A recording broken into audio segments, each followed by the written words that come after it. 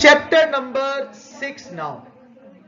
जब ये चैप्टर का आगाज होता है तो उसमें डिस्कस किया गया कि चिप्स की शादी कैथरीन के साथ वाकई में चिप्स के लिए एक कामयाबी की तरह ही थी, इसके ऊपर कोई दूसरी राय नहीं है।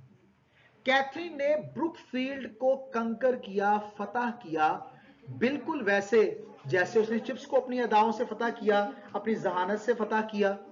इससे मुताल्लिक आपके नोट्स में question number 1, marriage of Mister Chips and Catherine was a triumphant success, ये एक फातिहाना कामयाबी थी। कैथरीन ने ब्रुकफील्ड पर गलबा पाया, बिल्कुल वैसे जैसे उसने मिस्टर चिप्स को अपनी अदाओं से मुतासिर किया। बॉयज, टीचर्स इक्वली उसे पसंद करते थे, यहां तक के जो मास्टर्स की बीवियां थीं वो भी उसकी अदाओं से मुतासिर हुए बगैर ना रह सकी। वो उसे बड़ा जेलस फील किया करती थी, हसद किया करती थी। कौन सा किस किस्म का इंसान था चिप्स शादी से पहले? Before marriage, after marriage. Before marriage क्या था, आइए बात करते हैं। Before he married Katherine he had the reputation of being a decent and hard working fellow. वो एक नफीस, सख्त मेहनत करने वाले शख्स से ज्यादा कुछ नहीं था, यही उसकी शोहरत थी। लेकिन ये एक ड्राई, रूखी तबीयत का और एक न्यूट्रल रहने वाला आम औसत शख्स की तरह ये शख्स था, अपने काम से काम रखने वाला। उसे ब्रुकफील्ड में पसंद तो किया जाता था, लेकिन उसमें कुछ ऐसा था ही नहीं कि वो मशहूर हो पाता या उससे मोहब्बत की जाती। ये सवाल है जी जो पास्ट पेपर में 13 टाइम्स आ चुका अभी तक। शादी से पहले चिप्स एक ऐसा इंसान था जो सेटिस्फेक्शन दे सकता था अपनी टीचिंग में, कॉन्फिडेंस दे सकता था स्टूडेंट्स को, लेकिन जनाब उन्हें इंस्पायर नहीं कर सकता था। कैथरीन ने मुकम्मल तौर पर उसे बदल कर रख दिया। क्वेश्चन का आंसर, शादी के बाद उसका सेंस ऑफ ह्यूमर, मजाक करने का अंदाज, वो खिलकर एकदम बहुत ही फराग दिलाना अंदाज में सामने आया। उसकी आंखें चमक उठी, फ्लैश चमक उठना, उसका दिमाग ज्यादा पुरजोश अंदाज में काम करने लगा। वो सख्त कम हुआ, यानी जो पहले से रिजिड था, सख्त था, वो कम हुआ।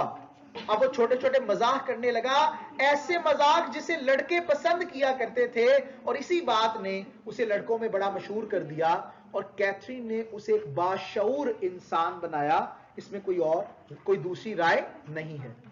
मजीद आगे बढ़ेंगे और डिस्कस करेंगे जनाब।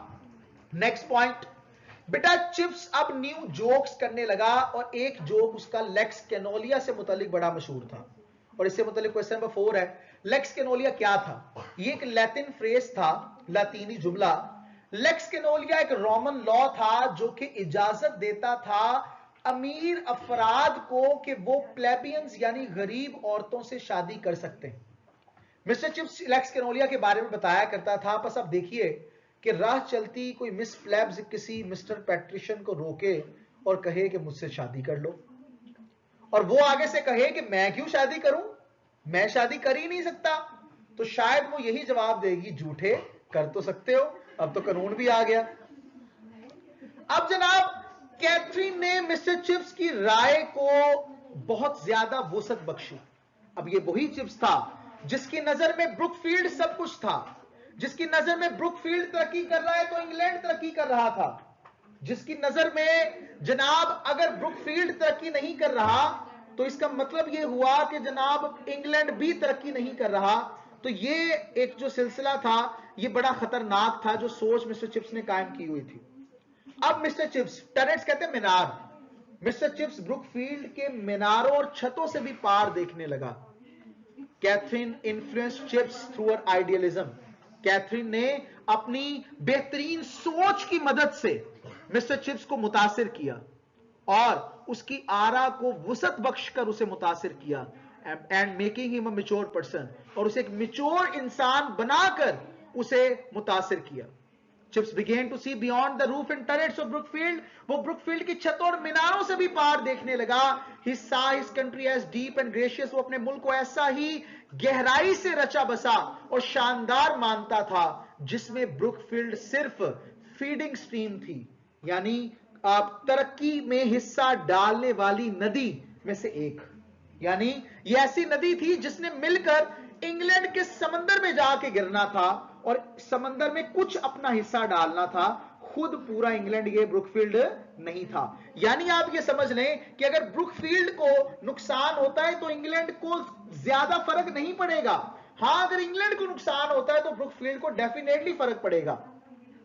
अब यहां पे एक बात बड़ी ध्यान से सुन लें, मिशन स्कूल जिन्हें पॉपुलर बॉयज का नाम भी दिया जाता है, ब्रुकफील्ड एक मिशन चला रहा था ब्लैक्स पुअर सोसाइटीज के अंदर, जहां पे वो बच्चों को कुछ पैसे देते थे और उन्हें कुछ दिन पढ़ाने जाते थे, तो बस यहां पे वो अपने आप को मुतमईन रखते थे। तो कैथरीन ने एक दिन सजेस्ट किया कि ये ब्लैक्स के साथ ब्रुकफील्ड के बॉयज का मैच क्यों नहीं करवाते आप।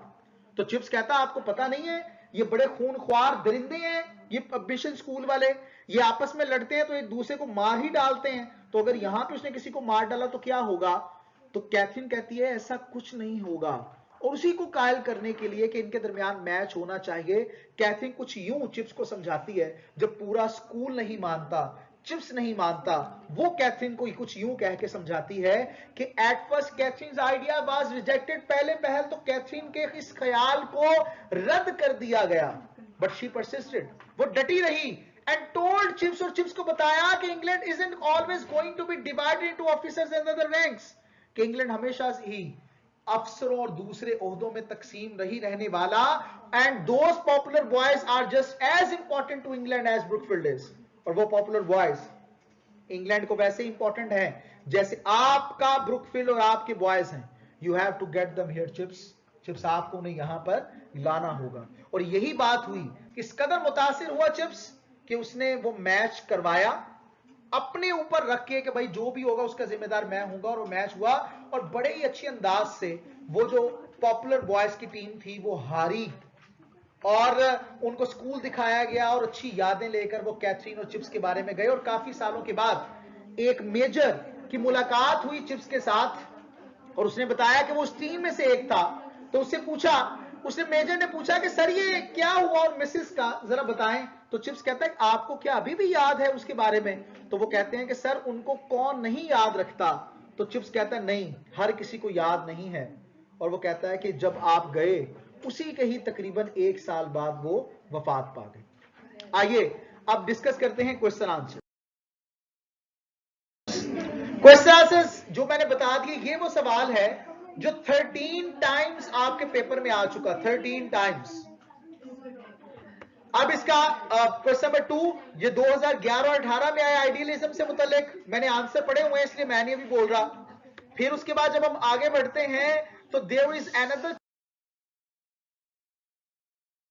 क्वेश्चन, और वो क्वेश्चन यहां पर ये है जो 2012 में आया फुटबॉल मैच से मुतालिक, और ये सवाल कैथरीन का इस्तकबाल कैसे हुआ ब्रुकफील्ड में, कितनी पॉपुलर थी, ये सवाल 2013 और 19 में आया। तो इसको देख लीजिएगा। That's all from chapter number 6।